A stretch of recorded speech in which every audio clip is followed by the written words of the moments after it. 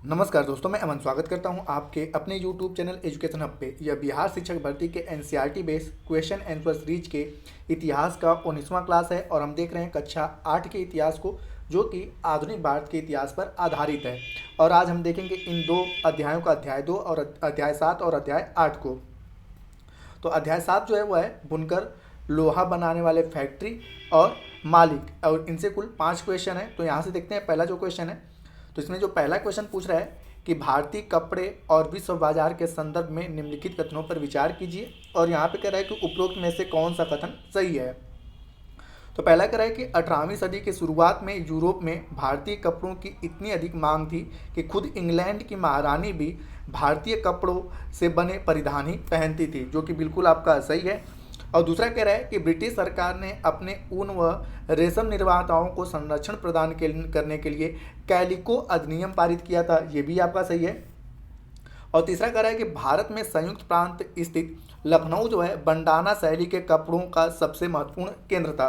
तो ये गलत है, क्यों गलत है आगे हम देखते हैं। तो इस प्रकार से पहला और दूसरा सही है, तो आपका सही ऑप्शन होता है ए वाला कि 1 और 2 सही हैं। अब बेसिक तौर पर इसके बारे में जानते हैं कि जो बंडाना शैली के कपड़े हैं, ठीक है, बंडाना शैली के जो कपड़े हैं ये बेसिक तौर पे राजस्थान और गुजरात राज्य में बनाए जाते हैं। और बेसिक तौर पे लखनऊ की अगर बात करें तो लखनऊ में जो बनाया जाता है वो है आपका जामदानी बुनाई, जामदानी बुनाई। तो ये लखनऊ में किया जाता है। तो इस प्रकार से आपका जो है तीसरा वाला स्टेटमेंट गलत होता है। अगला जो क्वेश्चन है वह है कि 19वीं सदी में बुनकरों द्वारा तैयार भारतीय कपड़ों के संदर्भ में निम्नलिखित कथनों पर विचार कीजिए, और यहाँ पर कहा है कि उपरोक्त में से कौन सा कथन सही है। तो जो पहला कह रहा है कि ब्रिटेन में सूती कपड़ा उद्योग के विकास से भारतीय कपड़ों को अंतर्राष्ट्रीय कपड़ा बाजार में ब्रिटिश उद्योगों में बने कपड़ों से मुकाबला करना पड़ता था, जो कि बिल्कुल आपका सही है। दूसरा जो कह रहा है वह कह रहा है आपका कि 19वीं सदी की शुरुआत में ब्रिटिश सरकार ने भारत से आने वाले कपड़ों पर भारी शुल्क थोप दिया था, ये भी सही है। तीसरा कह रहा है कि 19वीं सदी के अंत में दक्षिण भारत के शोलापुर और पश्चिम भारत का मदुरा बुनकरों के महत्वपूर्ण केंद्र थे, तो यह सही नहीं है। क्यों सही नहीं है उसको हम आगे देखेंगे। और चौथा कह रहा है कि 1931 में चरखे को भारतीय राष्ट्रीय कांग्रेस के तिरंगे के बीच वाली पट्टी में जगह दी गई, जिससे खादी को बल मिला, तो यह भी आपका सही है। तो इस प्रकार से आप देख सकते हैं कि पहला, दूसरा और चौथा सही है, तो आपका सही ऑप्शन होता है सी। अब यहाँ पर इनके एक्सप्लेन देखते हैं। तो ब्रिटेन में सूती कपड़े उद्योग के विकास से 19वीं सदी के शुरुआत में भारतीय कपड़ा उद्योग उत्पादकों को यूरोप और अमेरिका जैसे बाजारों में ब्रिटिश उद्योगों से आए कपड़ों का मुकाबला करना पड़ता था। साथ ही भारत से इंग्लैंड को कपड़े का मतलब कि निर्यात मुश्किल होता जा रहा था, क्योंकि ब्रिटिश सरकार ने भारत से आने वाले कपड़ों पर भारी सीमा शुल्क थोप दिए थे। ऐसे प्रभाव जो बेसिक तौर पे भारतीय कपड़ा उद्योग को पतन की ओर लेकर गए। 1830 के दशक तक भारतीय बाजार ब्रिटेन में बने सूती कपड़ों से भर गए थे, और 1880 के दशक तक स्थिति यह हो गई थी कि भारत के लोग जितना सूती कपड़ा पहनते थे उससे 2/3 ब्रिटेन में बना कपड़ा पहनते थे। ऐसे प्रभावों के बाद भारतीय कपड़ा जो था बुनकरी पूरी तरह खत्म नहीं हुई, क्योंकि कपड़ों की महत्वपूर्ण किस्म की मशीनों पर नहीं बन मतलब कि कपड़ों की कुछ महत्वपूर्ण जो किस्म थी वह मशीनों पर नहीं बन सकती थी। अतः पश्चिमी भारत का सोलापुर, तो यहाँ पर ये जो सोलापुर है ना, यह कहाँ का है आपका पश्चिम भारत का, ठीक है, पश्चिम भारत का सोलापुर और दक्षिण भारत का मदुरा। तो ये जो मथुरा है वह कहाँ का है, दक्षिण भारत का। तो दक्षिण भारत का मथुरा 19वीं सदी के आखिर में बुनकरों के लिए नए महत्वपूर्ण केंद्र बनकर सामने आए। तो इस प्रकार से आपका यहाँ पे जो स्टेटमेंट एक्सचेंज किया इसके कारण तीसरा आपका गलत होता है। आगे की अगर बात करें तो बाद में राष्ट्रीय आंदोलन के दौरान महात्मा गांधी ने भी लोगों से आह्वान किया कि वे आयातित कपड़ों का बहिष्कार करें, हाथ से कटे सूत और हाथ से बुने कपड़े ही पहने। इस तरह से राष्ट्रवाद का प्रतीक बनती चली गई, और 1931 में चरखे को भारतीय राष्ट्रीय कांग्रेस के तिरंगे झंडे के बीच वाली पट्टी में जगह दी गई। अगला आपका कि निम्नलिखित कथनों पर विचार कीजिए, और पहला है आपका कि भारत, और यहाँ पे कह रहा है कौन सा कथन सही है। तो यहाँ पे पहला जो कह रहा है वो कह रहा है आपका कि भारत में औद्योगिक सूती वस्त्रों का उत्पादन की पहली बड़ी लहर प्रथम विश्व युद्ध के समय दिखी थी, जो कि बिल्कुल आपका सही है। दूसरा जो कह रहा है कि भारत में लोहे एवं इस्पात में औद्योगिक विस्तार प्रथम विश्व युद्ध के समय शुरू हुआ, यह भी आपका सही है। और तीसरा कह रहा है कि टीपू सुल्तान की तलवार में खास विशेषता वाली बुर्स्ट स्टील का प्रयोग हुआ था, तो ये भी आपका सही है। तो इस प्रकार से देखेंगे आपका चाहे तीनों के तीनों ऑप्शन सही है, तो आपका सही ऑप्शन होता है डी। अब बेसिक तौर पे इसके बारे में जानते हैं। तो भारत में औद्योगिक सूती वस्त्रों का उत्पादन की पहली लहर प्रथम विश्व युद्ध के समय दिखी, जब ब्रिटेन से आने वाले कपड़ों की मतलब की मात्रा में काफ़ी कमी आई और सैनिकों की ज़रूरतों को पूरा करने के लिए भारतीय कारखानों से कपड़ों का उत्पादन बढ़ने की मांग की जाने लगी। सूती कपड़ों की तरह लोहे एवं इस्पात के मामले में भी औद्योगिक विस्तार तभी शुरू हुआ जब भारत में ब्रिटेन आयात का गिरने लगा तथा भारतीय वस्तुओं की मांग बढ़ी।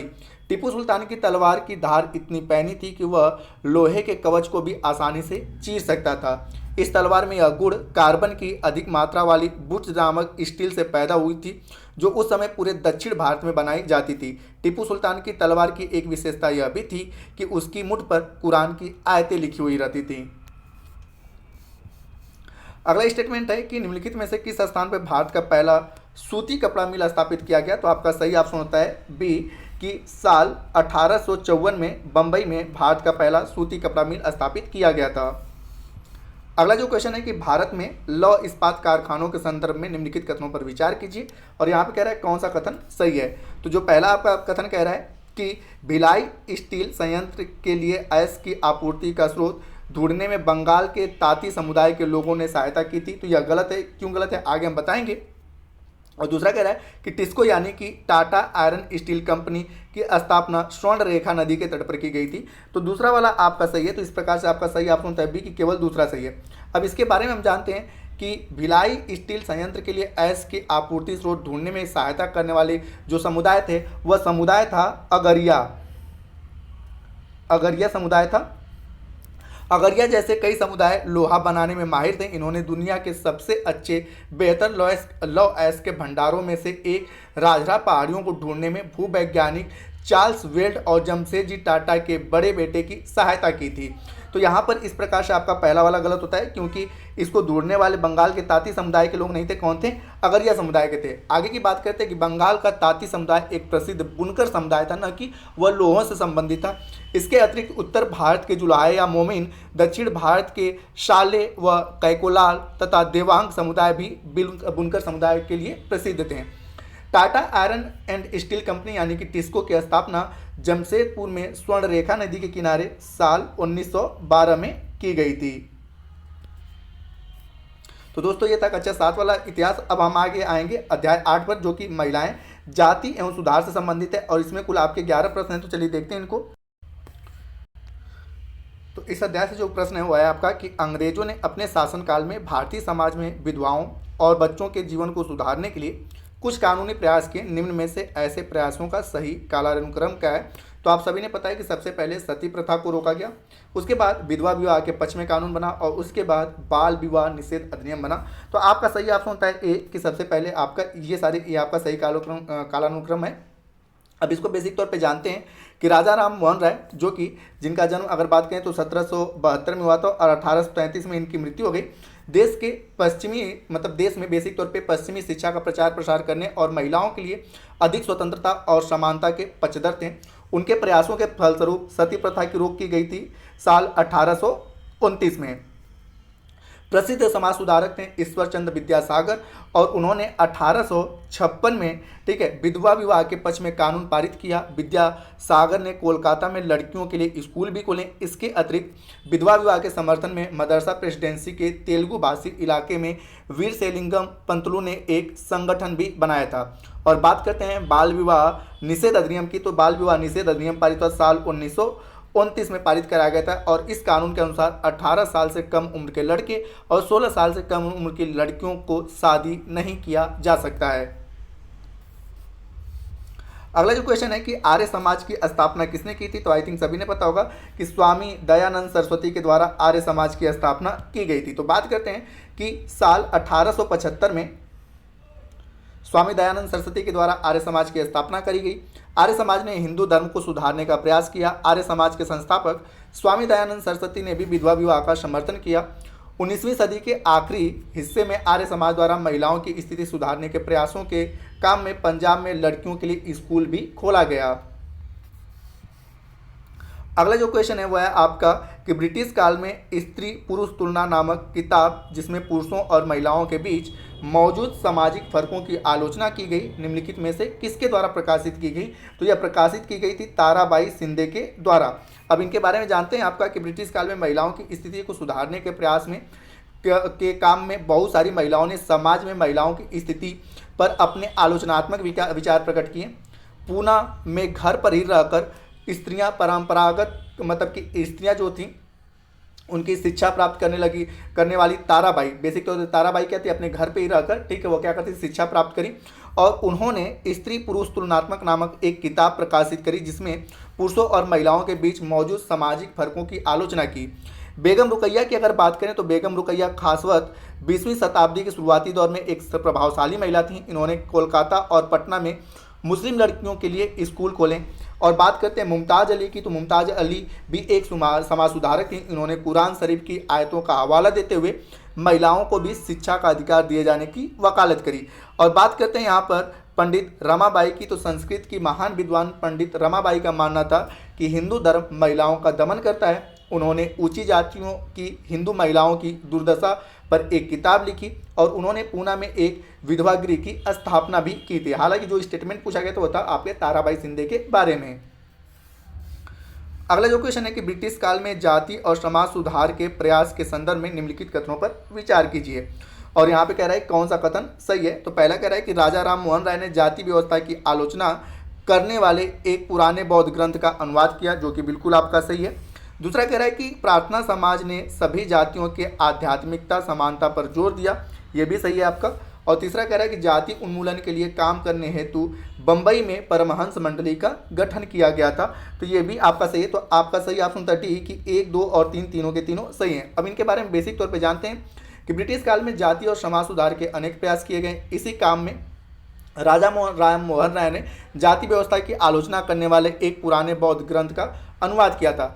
प्रार्थना समाज भक्ति परंपरा का समर्थक था जिसमें सभी जातियों को आध्यात्मिक समानता पर जोर दिया गया था। जाति उन्मूलन के लिए काम करने के लिए बंबई में 1840 में, ठीक है, 1840 में परमहंस मंडली का गठन किया गया और इन सुधारकों और सुधार संगठनों के सदस्यों ने बहुत सारे ऊंची जातियों के लोग भी बेसिक तौर पे शामिल थे। अगला जो क्वेश्चन दिया गया है यहाँ पे कि निम्नलिखित युग्मों पर विचार कीजिए और कह रहा है कि कौन सा युग्म सही सुमेलित है। यहाँ पे पूछ रहा है कि कौन सा युग्म सही सुमेलित है। तो पहला जो कह रहा है कि मदिगा समुदाय जो था वह आंध्र प्रदेश से था, जो कि बिल्कुल आपका सही है। और महार समुदाय जिससे कि बाबा साहब अम्बेडकर हैं, तो आप सभी ने पता है कि बेसिक तौर पे यह भी आपके महाराष्ट्र से संबंधित था, ये भी सही है। और दुबला समुदाय यहाँ पे दिया है, तो दुबला समुदाय के बारे में दिया गया है कि यह असम से था, तो यह आपका गलत है क्योंकि दुबला समुदाय जो था वह कहाँ से था, गुजरात से था, ठीक है। तो इस प्रकार से आपका गलत होता है। तो यहाँ पे आपका पूछा है सही सुमेलित कौन सा है, तो 1 और 2 आपके सही सुमेलित है। तो अब यहाँ पे जानते हैं कि मदिगा आंध्र प्रदेश के एक महत्वपूर्ण अछूत जाति रही। ये लोग पशुओं के शवों को साफ करने, चमड़ा तैयार करने और चप्पल जूतियाँ सीने में माहिर थे। मदिगा समुदाय दक्षिण भारत के अन्य राज्यों जैसे कि तेलंगाना, कर्नाटक, महाराष्ट्र और तमिलनाडु में भी बसते थे। दूसरा है महार समुदाय। तो महार समुदाय जो है महाराष्ट्र और आसपास के राज्यों में रहते थे। यह महाराष्ट्र में अनुसूचित जातियों का सबसे बड़ा समूह था। इन समूह के लोग अछूत माने जाते थे। जातिगत सुधार आंदोलन के बड़े नेताओं में से एक डॉक्टर भीमराव अंबेडकर भी इसी समुदाय से थे। दुबला समुदाय की बात की जाए तो दुबला समुदाय जो है गुजरात में वास करता था और इस समुदाय के लोग ब्रिटिश काल में सवर्ण जमींदारों के यहाँ मजदूरी किया करते थे। अगला जो क्वेश्चन है वह है आपका कि ब्रिटिश काल में न्याय और समानता के लिए हुए प्रयासों के संदर्भ में निम्नलिखित कथनों में से कौन सा सही नहीं है। तो यहाँ पर पूछा गया है कौन सा सही नहीं है। तो यहाँ पर जो आपका पहला दिया गया है कि जातिगत भेदभाव के विरुद्ध घासीदास ने दक्षिण भारत में सनातनीय आंदोलन शुरू किया, तो ये आपका सही नहीं है, ठीक है, गलत है। अब आगे की अगर बात करें तो पूर्वी बंगाल के हरिदास ठाकुर के मतुआ पंथ ने निम्न जाति चांडाल काश्तकारों के बीच काम किया, ये बिल्कुल आपका सही है।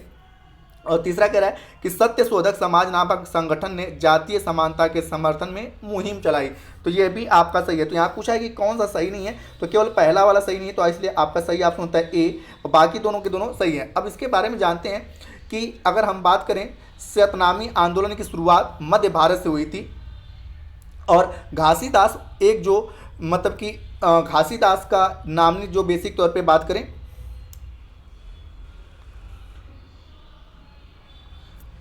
घासीदास जो एक नामनी जाति के व्यक्ति थे ने आंदोलन को बेसिक तौर पे उच्च जाति के व्यक्ति थे, इन्होंने बेसिक तौर पे आंदोलन को शुरू किया और इस आंदोलन में के सदस्य ने चमड़े का काम करने वालों को संगठित किया था। तो इस प्रकार से आपका यह ऑप्शन गलत होता है क्योंकि यह दक्षिण भारत में नहीं था। ठीक है, यह कहाँ पे आंदोलन शुरू हुआ था? तो मध्य भारत में शुरू हुआ था। बाकी आपका सही है कि पूर्वी बंगाल के जो थे हरिदास ठाकुर ने मथुआ पंथ में निम्न जाति चंडाल काश्तकारों के बीच काम किया। तो यह आपका बिल्कुल सही है। और हरिदास ने जाति व्यवस्था को सही ठहराने वाले ब्राह्मणवादी ग्रंथों पर सवाल भी उठाए। और अगले की अगर बात करें तो निम्न जातियों के नेता ज्योतिबा राव फूले की अगर बात करें तो इन्होंने साल 1800 ज्योतिबा राव फूले की जन्म जो हुआ था 1827 में हुआ था और सबसे एक प्रमुख नेता थे निम्न जातियों के।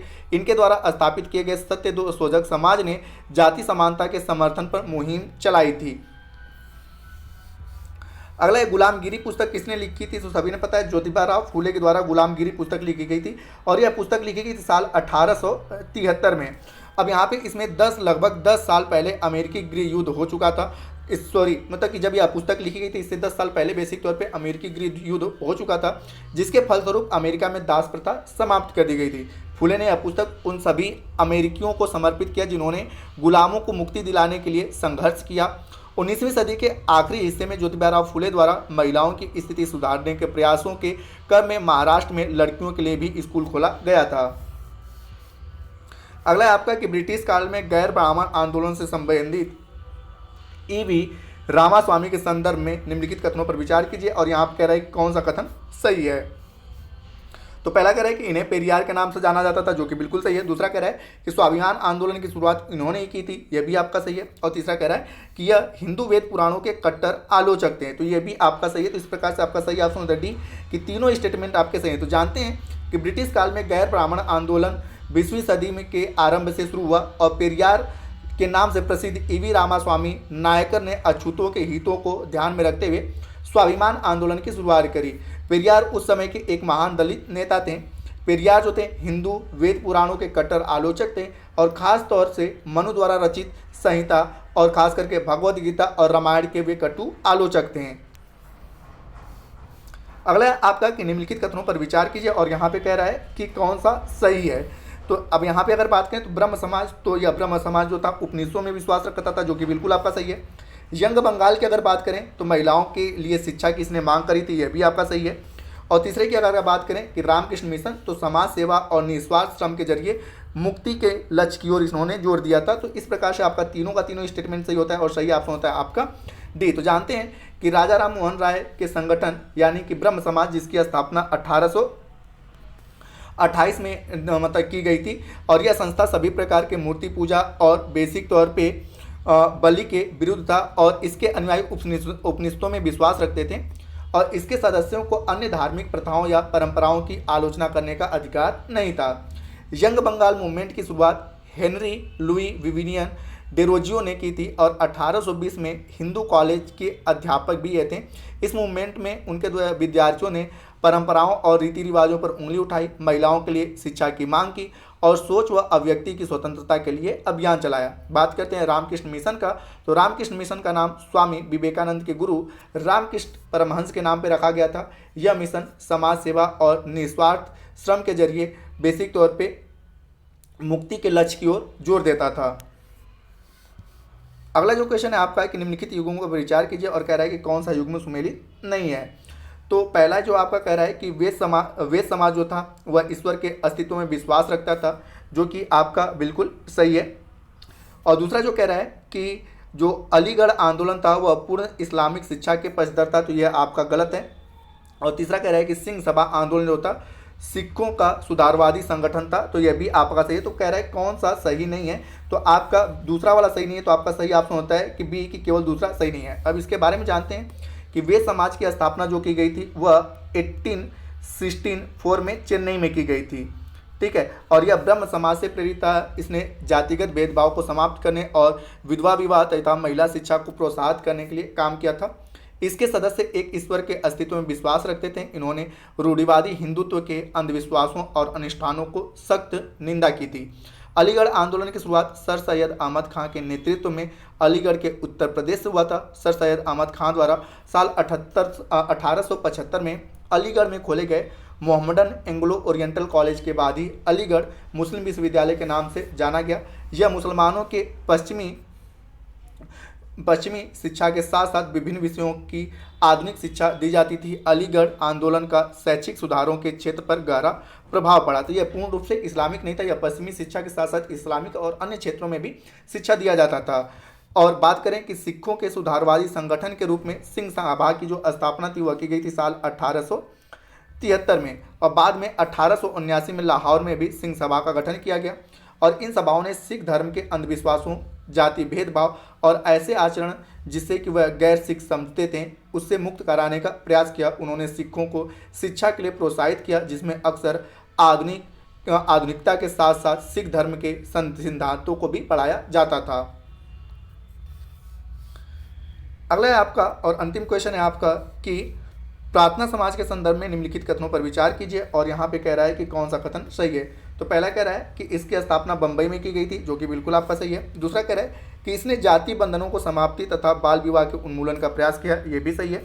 और तीसरा जो कह रहा है कि इसने महिलाओं की शिक्षा को प्रोत्साहित किया किंतु विधवा विवाह पर पाबंदी का समर्थन किया, तो ये आपका गलत है। तो इस प्रकार से सही ऑप्शन होता है ए कि 1 और 2 सही है, तीसरा गलत है। तो बात करते हैं प्रार्थना समाज की, तो इसकी स्थापना साल 1867 में मुंबई में की गई थी।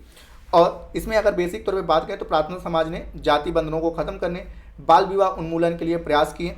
प्रार्थना समाज भक्ति परंपरा का समर्थक था, जिसने सभी जातियों के आध्यात्मिक समानता पर जोर दिया था। प्रार्थना समाज ने महिलाओं की शिक्षा को प्रोत्साहित किया और विधवा विवाह पर पाबंदी के खिलाफ आवाज़ लगाई। तो इस प्रकार से आपने यहाँ पे कहा है कि विधवा विवाह पर पाबंदी का समर्थन किया, तो इसने इसके खिलाफ क्या करी थी, आवाज़ उठाई थी। तो आप देख सकते हैं। और प्रार्थना समाज की बैठकों में हिंदू, बौद्ध और ईसाई ग्रंथों पर विचार विमर्श भी किया जाता था। तो दोस्तों यह कक्षा 8 का इतिहास है, और 1 या 2 वीडियो में कक्षा 8 का पूरा इतिहास समाप्त हो जाएगा। उसके बाद हम लोग शुरू करेंगे साइंस को। तो उम्मीद कर रहा हूँ कि आप इस वीडियो को आनंद ले रहे होंगे। अगर वीडियो आपको पसंद आया तो वीडियो को लाइक करें, कमेंट करें तथा अपने दोस्तों के साथ शेयर करें, और चैनल पर नए हैं तो चैनल को सब्सक्राइब अवश्य करें। तथा इस पीडीएफ को प्राप्त करने के लिए आप हमारे टेलीग्राम से जुड़ सकते हैं, जिसका लिंक वीडियो के डिस्क्रिप्शन में दिया हुआ है। तो वीडियो के अंत तक बने रहने के लिए धन्यवाद। मिलते हैं जल्दी नेक्स्ट वीडियो में।